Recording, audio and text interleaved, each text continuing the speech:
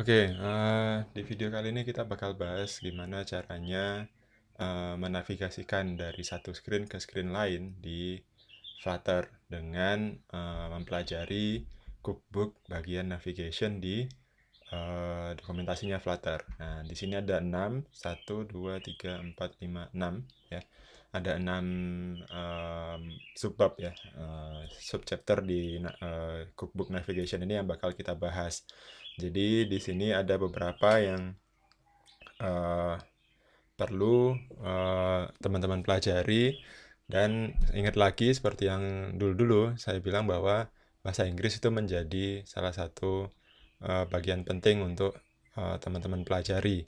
Oke, langsung aja kita buka. Di bagian pertama adalah animate a widget across a screen. Oke, di sini katanya adalah it is often helpful to guide user through your app and navigate from screen to screen. Jadi untuk menavigasikan dari screen to screen itu apa ya? Helpful to guide user. Jadi kita harus nge-guide usernya untuk navigate dari screen to screen. Salah satu common tekniknya adalah ya, to lead users through app to an app through app is to animate widget from one screen to the next. Jadi salah satu cara ya, ini untuk UI UX juga nih. Salah satu cara untuk meng-guide user dari satu screen ke screen lain adalah dengan menganimasikan elemen yang ada di dalam screen itu. Nah, untuk ini akan meng-create sebuah visual anchor, jadi kayak koneksi visual yang menghubungkan antara dua screen tersebut. Nah, caranya membuat gimana? Nah, ini kita bisa menggunakan hero widget. Jadi ingat di Flutter apa-apa semuanya adalah widget. Jadi belum ngapa-ngapain pasti semuanya adalah widget. Bahkan katanya pun di sini navigation-nya itu juga bagian dari widget. Jadi kunci dari Flutter adalah ya udah semuanya itu widget, bukan lain-lain lagi gitu ya.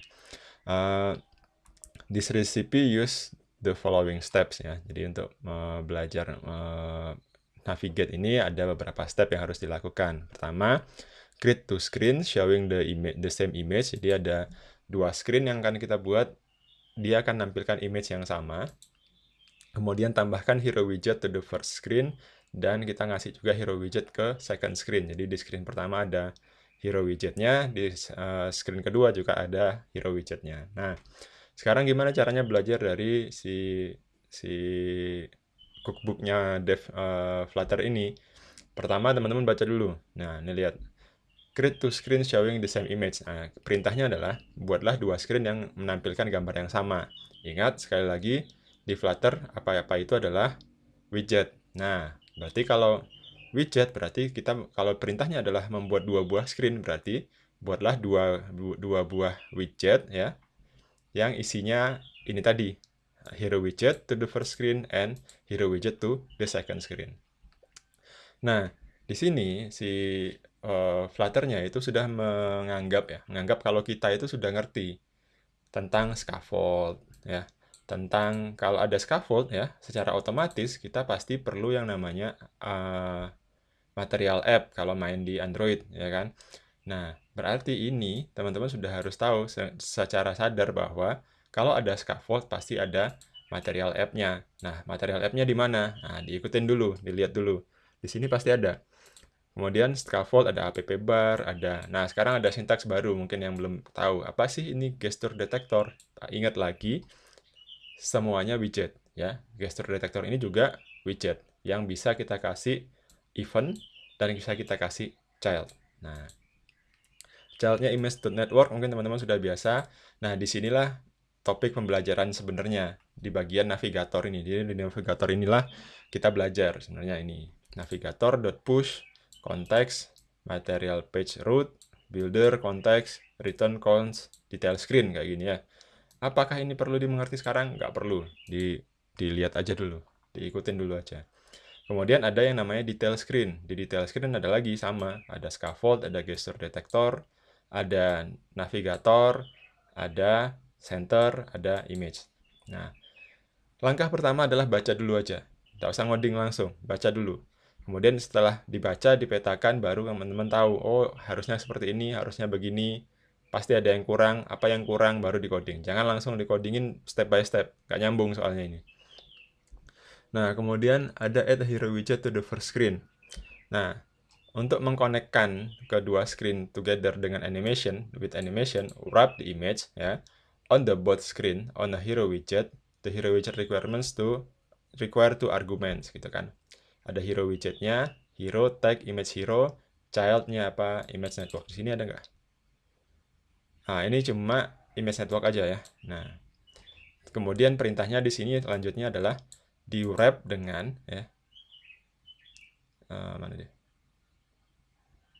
Wrap, nah ini wrap the image widget with both screen. Berarti kalau nge-wrapping berarti apa? Control titik wrap with widget. Kemudian widgetnya diganti dengan widget hero. Tapi ada perbedaan apa? Dia butuh tag. Nah ini di sini. Kemudian add juga hero widget to the second screen. Masukkan juga ke screen kedua. Nih. Nah, ketika di bawah ada yang namanya interactive example. Nah, ketika di sini barulah teman-teman lihat ya. Ingat si Dart dia itu mainnya widget dan dia itu main dari void main kan. Nah, void main-nya apa? Pasti ada run app. Run app-nya siapa? Apakah run app-nya ini si main screen atau detail screen, ya kan? Bukan main screen dan juga bukan detail screen. Lihat di sini ya, mainnya malah di hero app. Nah, di hero app ini barulah kita ketemu bahwa ada yang namanya material app. Kenapa? Karena si material app ini bakal jadi rumahnya untuk si scaffold. Dimana si pertama, si home-nya, dia bakal pilih main screen. Nih, main screen. Kemudian barulah kita masuk ke navigatornya. Jadi nanti ini kalau ini diklik, dia bakal pindah kayak gini ya. Nah, lihat beda ya. Yang ini sama yang ini. Yang ini ada scaffold-nya. Yang ini nggak pakai scaffold. Lihat di sini. Nih. Oh, sorry, bukan nggak ada scaffold-nya. Nggak ada app bar-nya. Sorry ya. Di sini ada scaffold-nya. Ya. Yang ini ada scaffold-nya juga, tapi nggak ada app bar-nya. Lihat ya.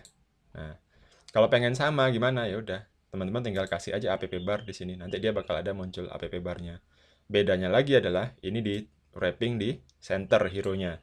Lihat di atas dia nggak ngasih perintah kan? Nggak ngasih perintah di centerin kan? Nggak ada. Nah disitulah kita belajar. Ya. Jadi semua tutorial itu bisa jadi nggak step by step lurus gitu ya. Semuanya teman-teman bisa ikutin. Terus tutorialnya itu runut ya, harus bikin ini dulu enggak.